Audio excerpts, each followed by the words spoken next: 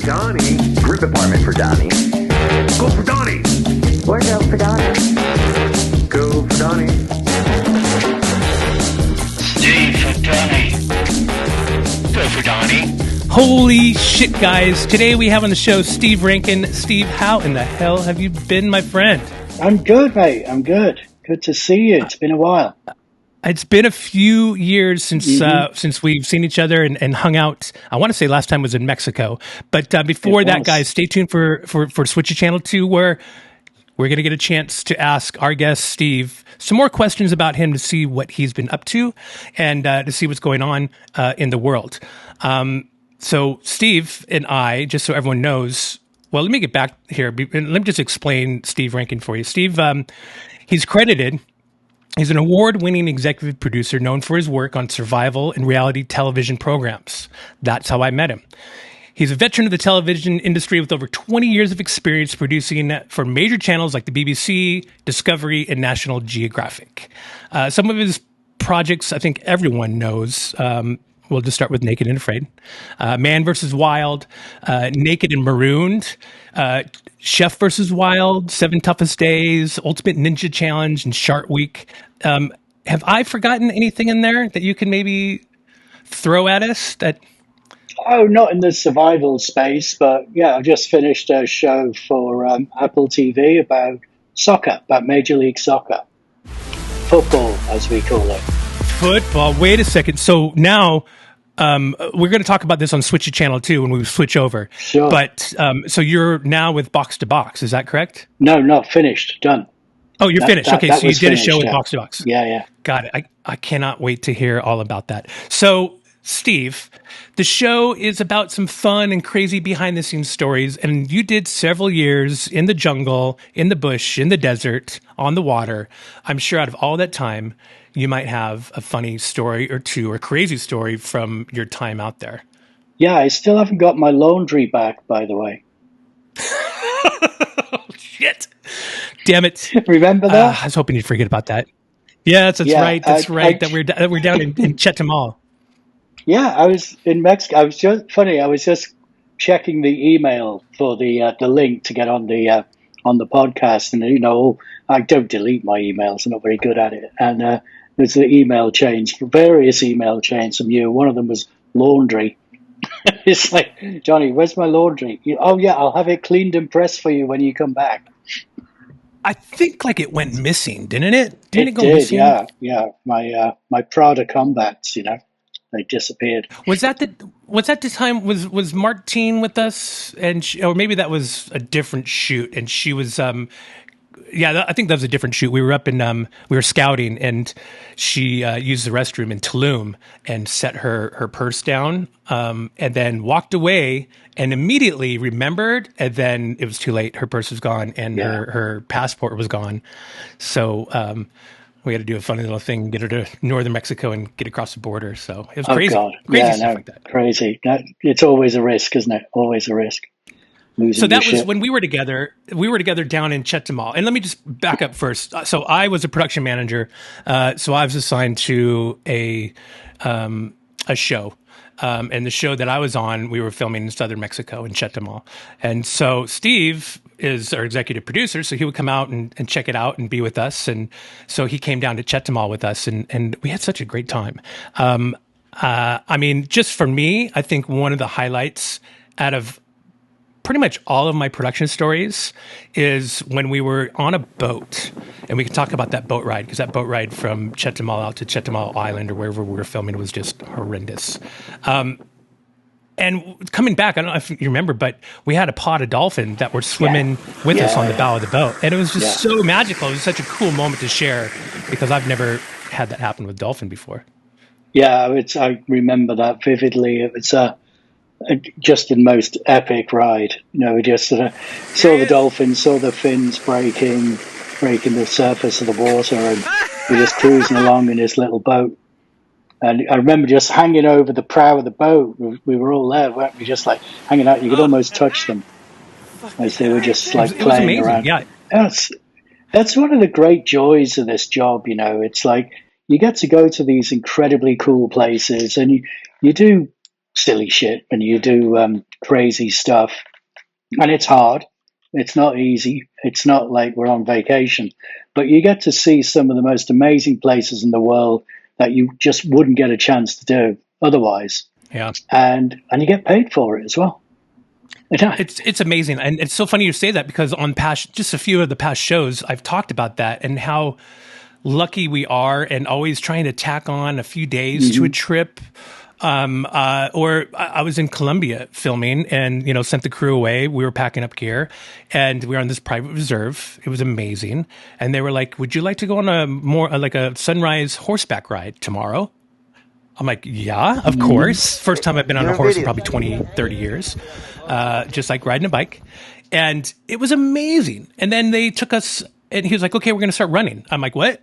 He's like, yeah, we're going to start running with the horses. I'm like, oh shit. Okay. So we were galloping, running, standing. It was crazy. And then we did a water crossing, and in the water, there's caiman and capybara and probably some snakes and whatnot. But we were up to my knees crossing a river on a horse, and I'd never done that before. So it's just times like that where you can really just step back and it's just such a great time to have, especially for all the work that we put in, on the front end.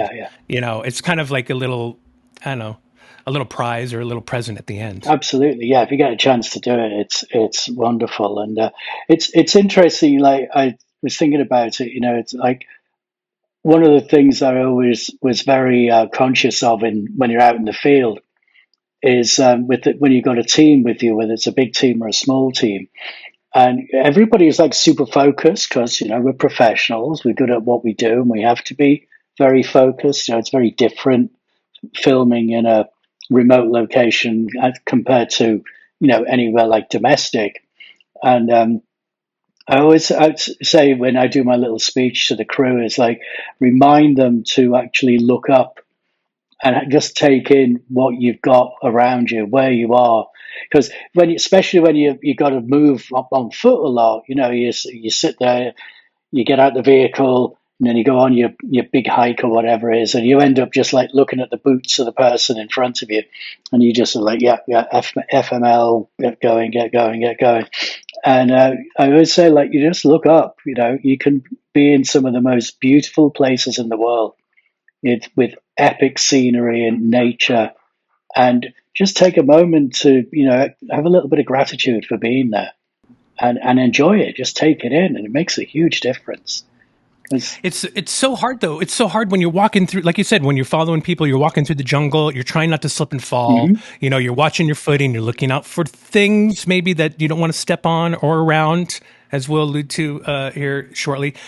But you're right. Look up. I mean, it was amazing when you look up and see, like, in southern Mexico, we had howler monkeys and we had spider monkeys down there. And so they're all up in the trees doing their thing. Yeah. And there's snakes in the trees. So you really do have to look up and just, drink it in, because it's such a beautiful environment. Yeah. I mean, it was one time I was, what was it? I was on, it was a Bear Grylls show, and we were down in Patagonia. And we were up on this high plateau. It's probably a glacier, and we had to hike down to camp overnight. And I'd never really seen like the southern night sky very much before. And we were at this, little campsite. We'd had our food. It was like, dry rations and stuff. And just sat there outside the tent and just looking up at the stars. And it's like, oh my God, this place is incredible. And then the next day, we were up before dawn to hike back in to the location, uphill in snow. And that was when it really hit me there, because I'm just like huffing and puffing up this slope, trying to stay in the footsteps of the guy who was in front of me, like panting in. Struggling up there with my bag, my really heavy backpack. I didn't carry any of the gear, but I had some bottle of water or something. And I just like looking up, and you see the sun coming up over the mountains. There's like, it's dawn, you're in Patagonia. And it's like, oh my God, this place is incredible. And how lucky am I to be here? What about, did you see any cool moon rises? Because when I was down in Colombia, it was the coolest and biggest moonrise I'd ever seen in my life. It was, I mean, I was trying to take a picture of it. Of course, didn't do any justice, but it was just, I don't know, I was in awe just watching it. Yeah. It was fucking amazing. Oh yeah, totally. The moon coming up or the sun setting or the sun coming up. I've got pictures in my hallway of a few places where I've been where it's been out. I think there's some on the Orinoco River at dawn, with the sun coming up over the Orinoco. Another one is like in the Maldives, and the sun's coming up, and it's like just sky, love big skies. It's great. Oh, It's all like inspiring. Montana, Alaska, or Iceland. Iceland's another good one. Yeah. I mean, that it's all wherever you can be. That's sort of away from cities. It's like you have great wilderness here in the States. Like you mentioned, Alaska, Montana, big skies in Montana. It's just awesome. Yeah. Big sky country. All right. So it's fun getting out and seeing things, but I want to go back. You were talking about walking single file, following, looking at boots. I'll never forget my first meeting with you when you told me about what happened to you not that long before we worked together when you were down on a scout. Yeah. In Puerto Rico, right? Costa Rica. Costa Rica. Yeah. Holy shit. You can edit that out. I mean, yeah, I can edit. I can always edit. I'm such a good editor. But Costa Rica. So you're walking, you guys are scouting for locations for Naked and Afraid. And let me just back up. So when we would go out to figure out the camp and everything for Naked and Afraid, they would send a producer and the production manager and a few locals out, and you would have to go and find the actual location where they would you'd hope they'd camp. So you'd try to look for water source, a food source, and somewhere that, I don't know, maybe a tide wouldn't rise, or they can actually set up camp. So you're kind of setting them up, and then you come up with a map.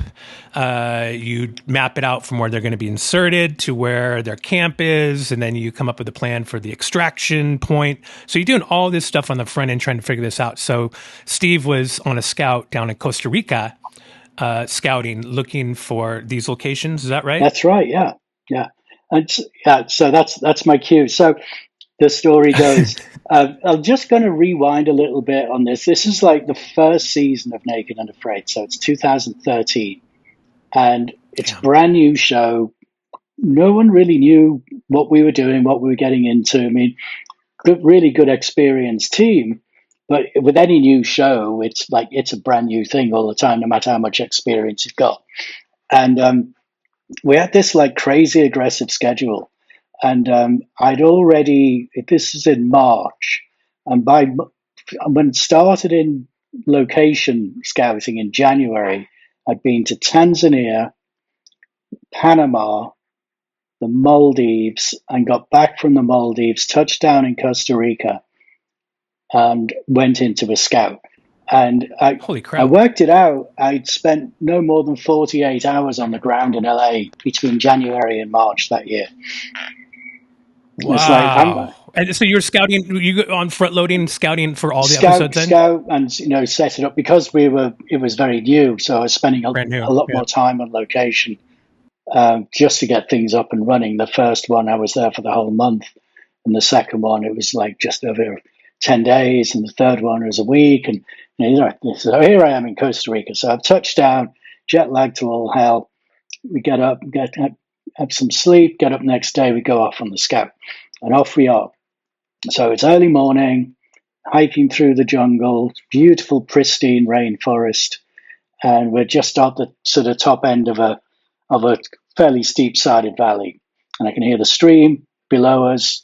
And we're looking for, like you said, a good place where the cast members could make camp, somewhere where they're going to have access to resources, to water, food, plants, good spot to build a shelter, etc. So, we're scoping it all out.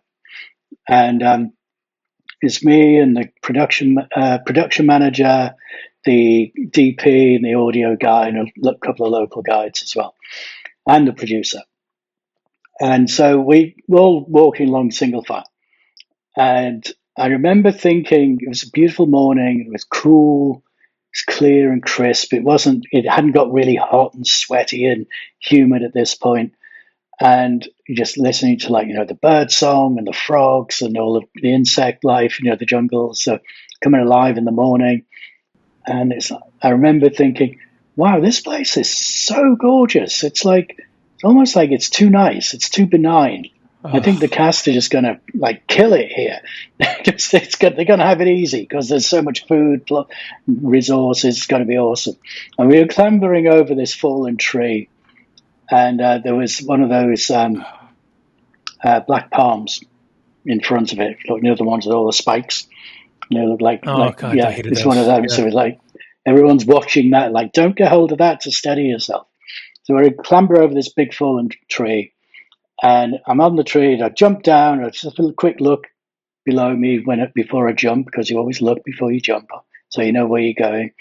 And I touched down, and I felt this bang, stab in my left foot. And straight away, I knew that I'd been bitten by something. It wasn't a palm spike or anything, because I touched down first, then it hit me, a fraction of a second later.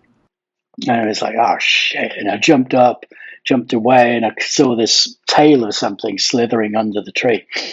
And I shouted, I think I've been bitten by something. And it was like, yeah, whatever. And I was like, no, I really have been bitten by something. And I got my boot off. I was wearing hiking boots. I got my boot off, and sure enough, there was one little puncture wound on the top of my foot. And a little bit of blood coming out already. And it's like, oh, shit, it's a snake bite. Only one fang got in through the boot. And our local naturalist, Pompeo, he went scurrying around, and he found the snake. He saw the snake, and he came back to us, and he goes, terciopelo. And we're like, what? He's like, terciopelo. And I didn't know what that was. And our fixer said, oh, it's a Fer-de-Lance. And I was like, oh, shit, fuck. I've heard of that. I was like, oh, my God. Pretty damn deadly.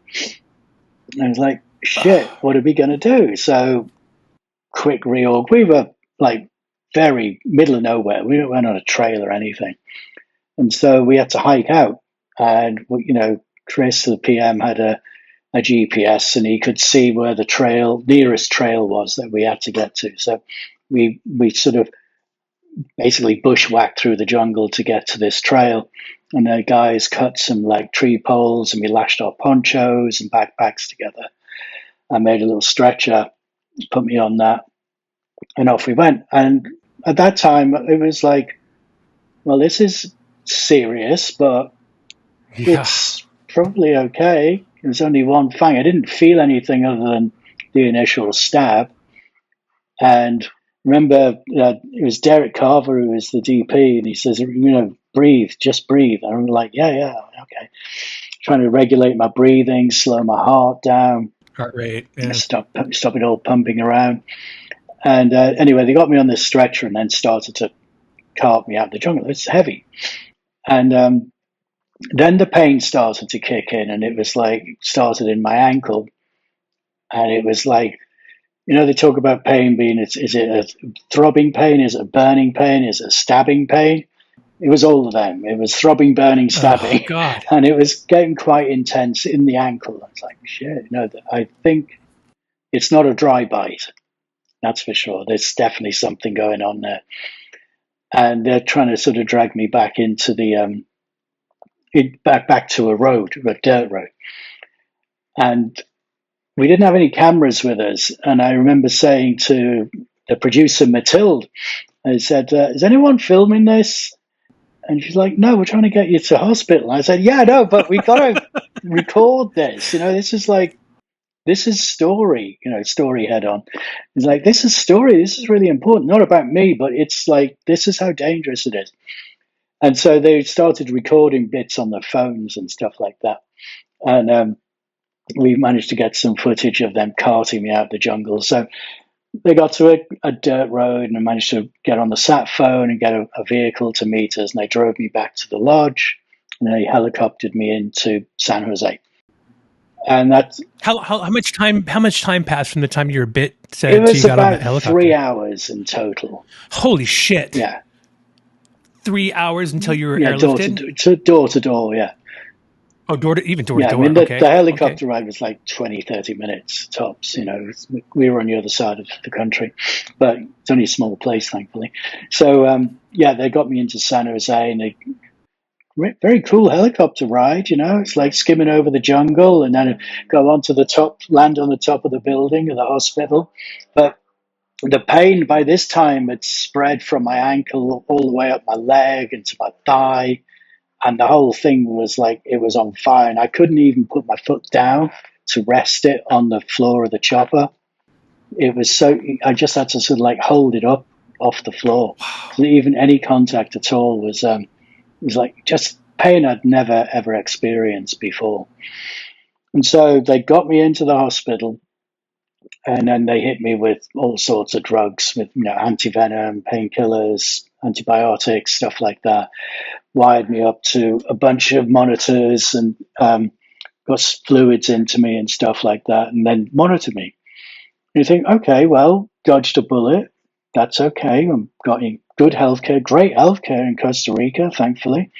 And the hospital was awesome. The doctors were great.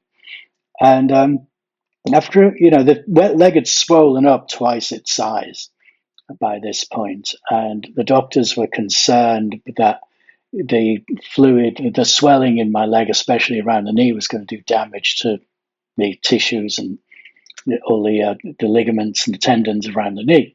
He said, we might have to open you up just to ease the pressure on that swelling. I was like, all right, great. 7 days in hospital, so it's day 7 in the hospital, and I'm sitting up in a chair. The surgeon comes in on his rounds to check me. And I'm sitting there, and I can feel there's there's wet on the floor from my foot. It's been oozing. It blistered up massively, and then the blisters all popped, and they oozed a bit. But holy shit! They said that that's all normal. Wow. And so I got pictures of that as well. And anyway, the surgeon comes and looks at me, and he's checking my knee because that's what he was most concerned about. He's checking the knee.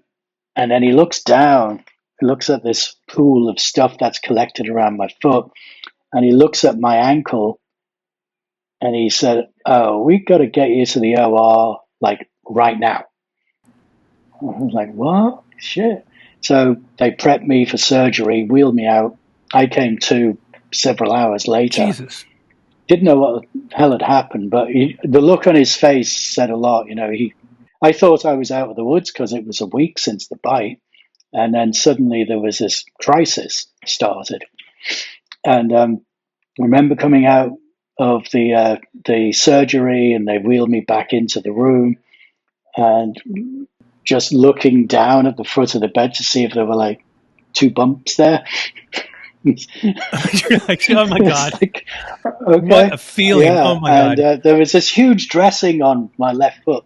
It was like big vacuum dressing. I thought, well, I hope my foot's still under that. I was like really anxious. Thought they'd had to take part of the leg off. Anyway, the surgeon comes around a bit later, and I'm still a bit woozy from the anesthesia. And he said, well, good news is we've saved your foot. And I was like, great. Yeah. Awesome. Good job. I wasn't expecting it was in any danger. I didn't know that was in danger. Yeah, but he said, yeah, you basically developed necrotizing fasciitis throughout all of your foot and your ankle, going up your left leg. And so we had to take out all the dead tissue, but you're going to be okay. And I was like, okay. So that was like, a big deal. And then he said, do you want to see it? And I said, what? He said, yeah. And he whips his phone out. He gets his phone. He says, here you go, look. And he's showing me these pictures of my foot. And I just remember thinking, what are you guys doing there in the operating room? Like, you're doing selfies and stuff. Going, hey, check this out. And it's like, what the hell are all these photos for? Are these like your personal collection or what? It was the weirdest my God. thing. And So he showed you. So he was showing you pictures on his phone of your Yeah. foot and what they did to it. Say what? Oh my God, It was the that's weirdest nuts. thing. And yeah, I just couldn't believe it. I mean, it's like, okay. And the foot was all opened up and like really nasty. I'm just actually scrolling through my phone now because I think, here we go. So I'll show you these. I'll share these with you, but I'll just hold them up to Yeah, yeah. We'll to the make sure camera. they're up while you're explaining But them. Oh my God. this is one of the photographs he took. Holy shit Of my balls. foot.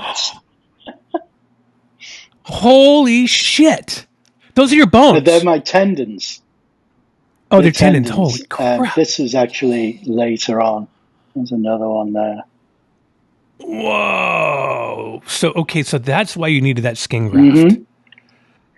Okay. So, oh. yeah. And anyway, Wow. Steve. they had to do that twice. They did the whole procedure twice. To remove tissue just twice? to remove the dead tissue, yeah. And that was pretty awful. But then after a few weeks, they moved me from Costa Rica back to LA for the reconstructive surgery. So I'm under the care of an eminent Beverly Hills plastic surgeon. So, all right.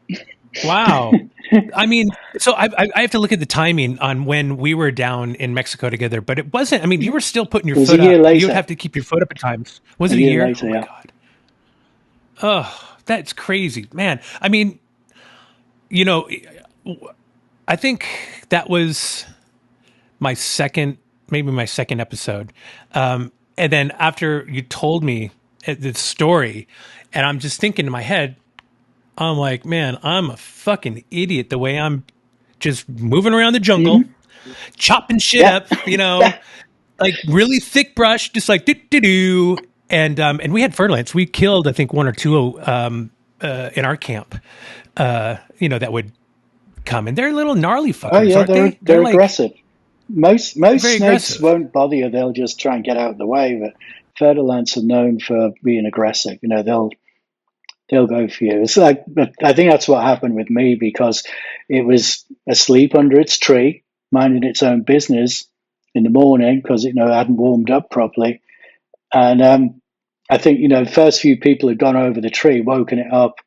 First person woke it up, second person pissed it off, third person, me. It's like, yeah, you I'm having you, and that was it.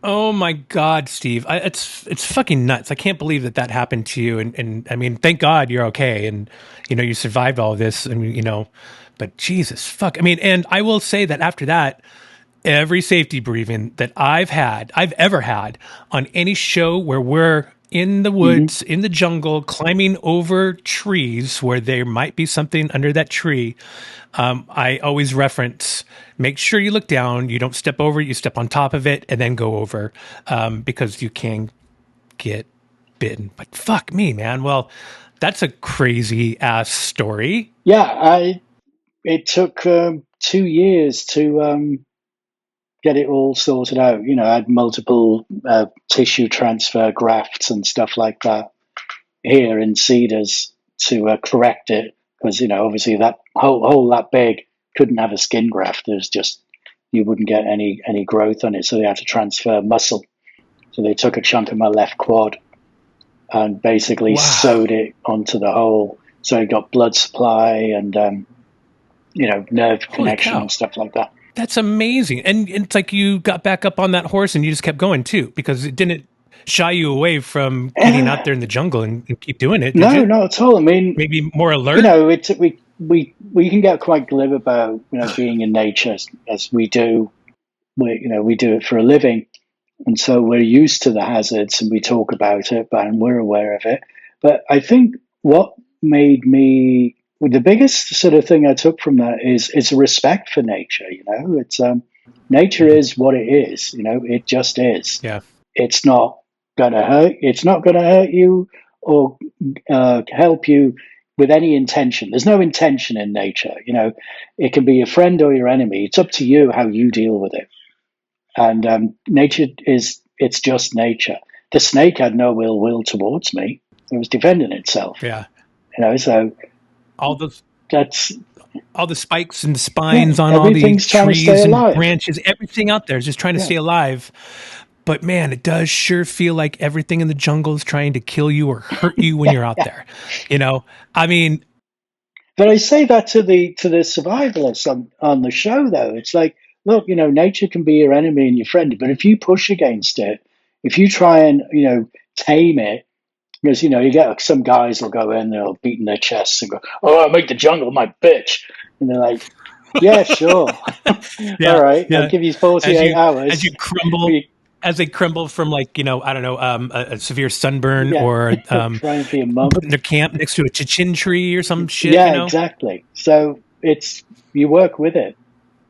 It'll help you if you are in some sort of relationship with it. And I always say that to people on the show. It's like, it's not your friend, it's not your enemy. It just is. You can help yourself by helping nature and be a part of it. The more feral you go, the better, basically. Oh my God. And it's amazing how many people and how many producers and crew came up through the ranks, like Franny, on Naked and Afraid and kept doing it. I think I did 5 episodes. Yeah. And I was like, you know what? I'm good. I think I've spent enough time in the jungle and into the shit. I've proved my point. Like in Mexico, we had this camp. I don't know if you remember, we had the cenotes that weren't cenotes. Oh, yeah. But we had to go up and over this hill to get to where they were. My God, yeah. And it was fucking nar. Like I'll post it. There was, I don't know, something like 130 steps that we had to actually end up building into the dirt to be able to walk up and over this freaking hill. Because before we just used ropes and it was so slippery and it wasn't working. And then, of course, you're reaching out and you're grabbing something and that something has spines and spikes. And then you're like I said, everything just wants to hurt you out there. Now, would you go back and do it again? Yeah. Would you keep doing that? Or are you into the mode now where you're like, maybe the MLS gig is a little more appetizing instead of going out to the bush? I just love a challenge, Yeah, me too. Talking about, nature, I was back out there. That happened in March, and I was back out there at the end of August in Panama, scouting another location for another shoot. Too soon, because I wasn't ready physically. I lost so much strength in my legs, then my whole body. But it was fascinating because I just had to go out, be out there, and get back on the horse. Because I remember going in there, we were scouting this location, and I said to the guys, like, "Can you just give me like 5 minutes? I just want to be out there on my own for a bit." And just sort of be in nature, in the jungle again. And I remember thinking, it's like spidey senses, like everything was, colors were more vivid, the sounds were more vibrant. I was on like super high alert. Like I just wanted to like be in there and just calm down and breathe into it and just sort of absorb it. And then it was okay. That's amazing. I mean, I would take walks and probably stupidly just go out and walk, out in the middle of nowhere. I mean, we had jaguar. We had a jaguar come through our camp one time. Wow. We were there. Yeah, it was like late afternoon, early evening, and we heard a gunshot, and we couldn't figure out what's going on. Well, clearly someone shot this jaguar, and the jaguar didn't die right away and took off running and injured and came running through our camp. My God. And then close to where our casts were too. And then I think they found it. It bled out. But yeah, it's crazy what can happen out in the jungle. Now, have you ever had any problems with any local militia or governments or bad people, cartelish, anything of that? No, not really. Not in South America. I mean, when we did what a later Naked, one of the XL shows, we were escorted. It's in Colombia, and of course, like everyone's like, Colombia, what the F are you doing going to Colombia? Because when you think of Colombia, you think cartels and drugs and God knows what else. And we were in this little village, and all the safety officers that we had, people who were in, supposed know about the politics and the crime situation. So you really don't want to go there. You got to be super careful. And they said you should have a police escort with you at all times. I mean, like, really? Yeah. Do we have to? And they're like, yeah, you're gonna have police escort. And of course, that on the one hand, that's like, yes, you have the local police who are there to protect you, having that, making their presence felt. On the other hand, you're just announcing like, hey, the rich gringos are in town. Look, big old look at all bullseye. these Hey, guys come on, look here at us. with their cases of stuff and nice clothes and their wallets full of dollars. Check them out. And it was like, can we just like keep it a bit more on the DL? I mean, everybody will know anyway. It's not like you can go in there under the radar. Oh, they talk. Oh, yeah. And all the locals know. But with the Colombian Navy were on the river, and they had one of these like fast patrol boats. And so any sort of activity, criminal activity, they would just like go further away. It's a bit like the animals in the jungle. It's like if you have a campfire or something, the creatures will retreat far enough away where you're no longer a threat, because we are the biggest threat in the jungle to the wildlife, not other wildlife. And they'll go far enough away so that you're not a threat to them. I guess that's what happened with any of the sort of like bad actor locals. They were just like, oh, well, there's a lot of heavily armed military around here and the cops are in town, so we'll just sort of back off a little bit until it cools off and then go back in. But we never had any issues. No issues at all. I mean, I was down in Chetumal. I mean, I was in Bogotá and then out in the savannah out there in Colombia. It's beautiful out there. And we were told the same thing because I was curious. I'm like, so what's the story? Where should you go? Where you can't go? They're like, here it's safe. If you go closer to the border of Venezuela, in where they're producing and shit, he's like, that's where you don't go. And so you just learn where to go, where not to go. And like when I was in Chetumal, I was in Chetumal for 2 months. I was down there. And here's this big white dude running around town, just jogging around. I stuck out like a big old white thumb. And, the nicest, I've never had one problem, not one issue with anyone, anytime. So I think it's, hit and miss. And, I think some of it is common sense and, being an ambassador, rather than the horrible white person being obnoxious. And don't do something dumb. Don't get involved in a bar fight or something. And stay away from areas that look dodgy. And have your wits about you. But in the countryside, most of it is you're pretty safe. The cities are bad, but then I could get mugged on the street here just as easily as I could in Bogotá or Mexico City or Belize or whatever. You can get mugged anywhere. Well, I will say we were in Bogotá filming, and our safety guy that was with us, we were out scouting, and so they're like, you guys make sure you don't have your phone out taking pictures of it because they'll come by and take it. And sure as shit, this dude, I kind of watched him. He was on a motorcycle. He came by in between us as we're crossing the street. And I'm like, that was weird. And then he went up the street a little bit, turned around, and came back down towards our security guy that had his phone in his hand. And the guy like literally came at him and tried grabbing the phone out of his hand. And this guy knew, he figured out what was going on, and he was holding on because he wanted to yank the guy off the bike. But I was like, holy shit, that just happened like that, right after they told us about it. Or we were filming in one part where there's barrios down below, and they're like, it's probably not a good idea to get your cameras out and start filming here because people will come up the hill out of this, area and take everything from you. So you're right. It's just keeping your head on a swivel and not doing anything stupid and just common sense. Common sense usually does prevail. It's a great safety feature. Sadly lacking in a lot of people.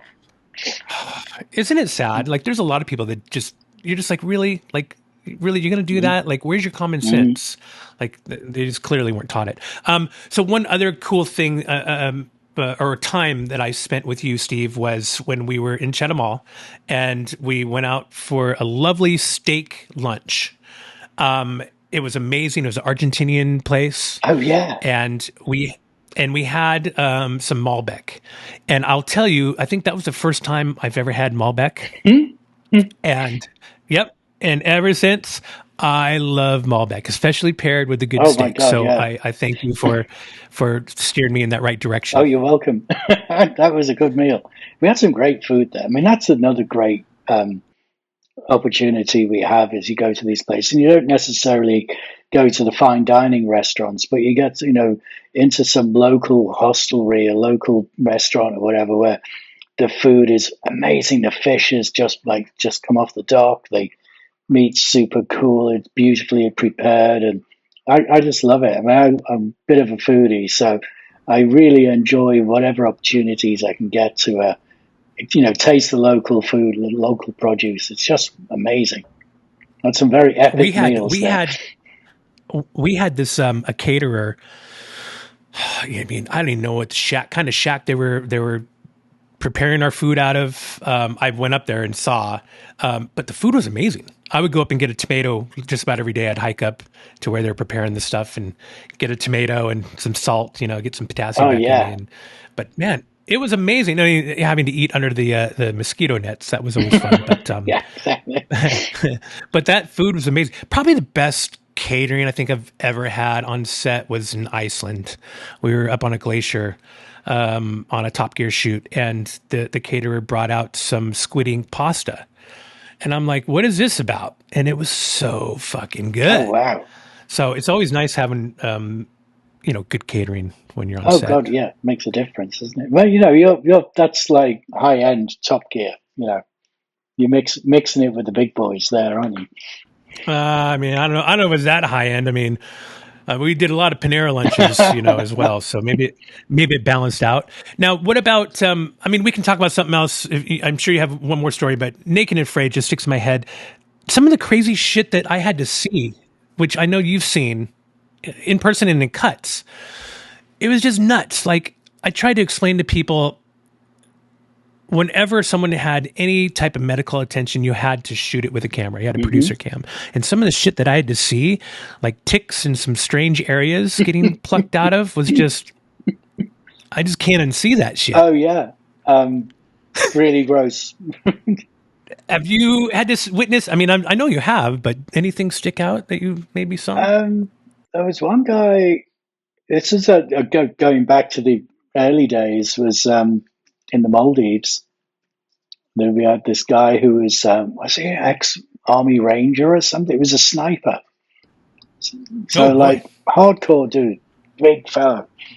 Ooh. And we were bobbing around. We were doing, it was an island, so we had to sort of do water insertion from little boats, and we were taking our time filming the drop off, as it were, because that always takes more time.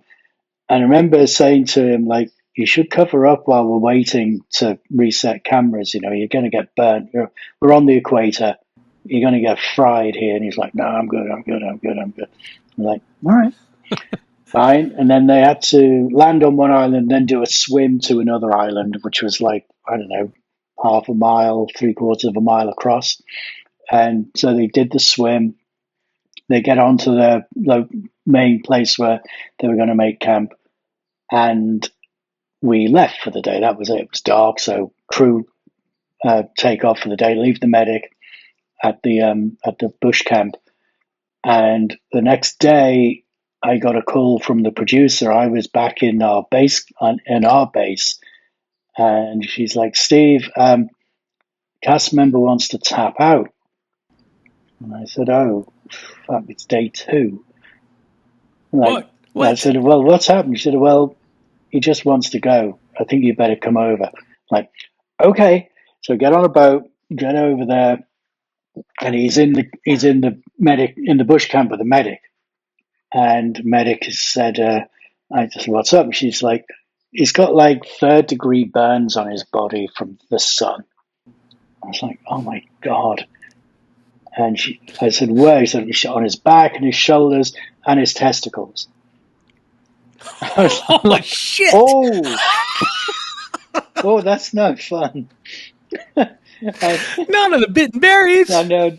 I went over to chat with him. And it's like, hey, listen, how you doing? And he's like, I got to go home.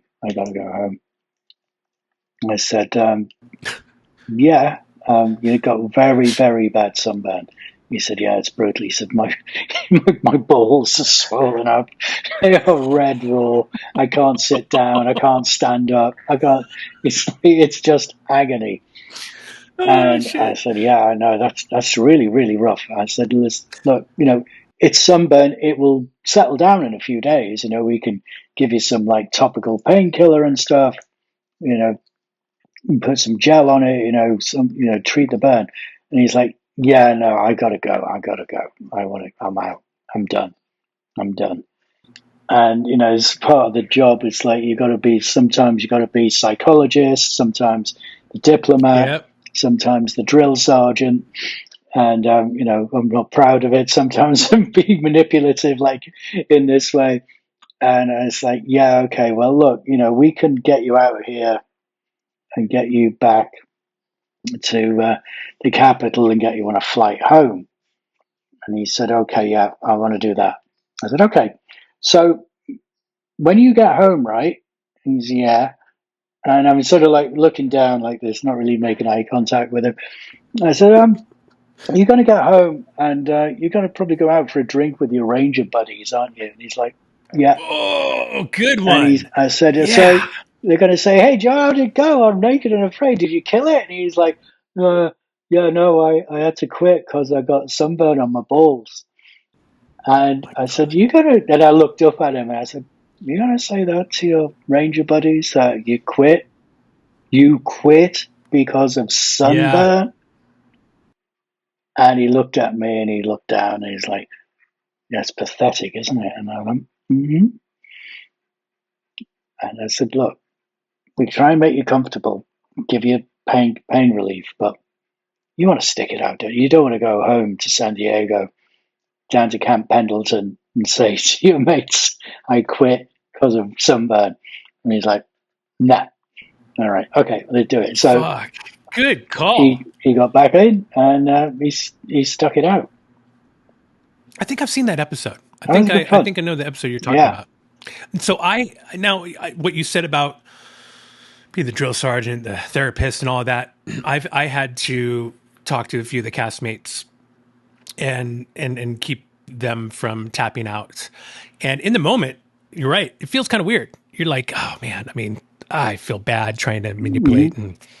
But I will say, the two that did stay after some nice talks, they thanked me. Mm-hmm. They thanked me. They're like, you know what? Thank you for pushing me. Thank you for keeping me in the game because I really wanted to do this. I'm so glad I stayed. And I would have been distraught if I would have left. And I'm like, to think about it. When you go home, what are you going to think about? You're going to think about this and you're going to be like, damn it, I should have never tapped out. Yeah. It's all about the pain, whether it's physical, emotional, or both. And when it gets that bad and it's that painful, whether you've got sunburnt balls or you're starving to death, you just want the pain to stop. It's a very simple human thing. You just want the pain to stop. And, when we're doing the casting process, when we're selecting people for the show, I always try and have a sort of one-on-one face-to-face talk with people and just say, because when the casting company will they'll ask the question, you're not going to quit, are you? Go, no, I'm not going to quit. Yeah, it's a job interview. It's not like facing your innermost demons. And I think, having, been there in the field, as it were, they listen to you a little bit more closely, perhaps, maybe. Mm-hmm. And, I always say, look, there's going to come a point where you're going to say, I want to go home. I cannot do this for a moment longer. And that no one that I know who's quit has said they have no regrets. So you got to think about that, because we can make it stop in a moment. The moment you say, like, I'm done, you're out, but you're not going back in. You're not going. We don't give you a cup of tea and a cold drink and send you back in there. It's like you're there's no done. timeout. It's not a timeout. Yeah. And they appreciate that because, like you said, there are people who. I mean, that's the beauty of the show, really. That's what it's about. It's like taking somebody to the very, very edge. And when you're at the edge, you can jump off the cliff and fly, or you can walk away from it. And the ones who walked away were the ones with, a lot of regret. And it's hard. It's in the moment, it's really, really hard. So the question, and I've had Bo, one of the contestants. He was on the show. We had a great chat. The question that I ask, like, why do you do this? Mm-hmm. I'm like, what is your reward? Because I know that there's no prize, mm-hmm. there's no money that you're getting. I mean, it's just prestige of surviving 21 days on the show, right? So why? I mean, what's the incentive? Well, I guess why didn't anyone throw money at him, or did they figure out that people would want to do this just to do it? Well, I think goes back to the development of the show in its original form was it wasn't ever supposed to be a competition. If there's a financial incentive to do something, people will go through hell. They will do awful things to themselves and to others. To get a prize, get a big prize. So we wanted the show, or it was very close to my heart, that you wanted to see the best of human nature here. You wanted to see, a true hero's journey of somebody who triumphs in the face of adversity. And somebody who's like, the hero's arc is like, they're doing great, then they go down, and then they come out and they're victorious. That was the arc that I wanted the episodes to follow each time. When you have, the $1 million prize, you're going to have somebody who's going to do the dirty. And, they become the villain of the piece. And we love to hate a villain as well. But I didn't want it to be somebody that you hate. I mean, some people can be just obnoxious anyway. So they're doing their own work for you. But I really wanted this to be like a celebration of just how resilient and tough and adaptable people can be. Wow. I mean, it's true. I mean, it's amazing what everyone who's been on the show and everyone that's made it. I mean, it's such a great accomplishment because, not everyone can do that. I talked to Bo, who was on the show. He was a Green Beret, Special Forces. And he talked about the challenges. And, one of the challenges were walking around barefoot. Mm-hmm. And I talk about that all the time. I wear flip-flops or shoes all the time. I always have, always will. I have just baby feet. And I was in the infantry, too. I had to take care of my feet. But I would crumble. I mean, that would be like one step in, I would crumble. And he said that was the toughest part where he was, I think, prepping. He would walk around barefoot. But I look at it. I'm just like, there's no fucking way I could do that. I'm like, you guys are a special breed to be able to endure that kind of pain, with your body and keep moving. It's the funny little things sometimes, isn't it? Sometimes the smallest things, like having tender feet. It's deadly if you're in anything other than soft sand or jungle floor. Jungle floor is not too bad apart from the odd thorn. But if you do somewhere like, I don't know, African countries, Southern Africa, especially where the ground is rock hard, it's red hot. There's acacia thorns everywhere, that big. It'll go through your foot in a trice.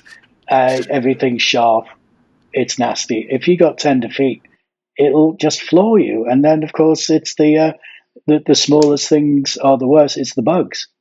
Like, to be assaulted by insects 24/7 for days, weeks on end, it's a real head fuck.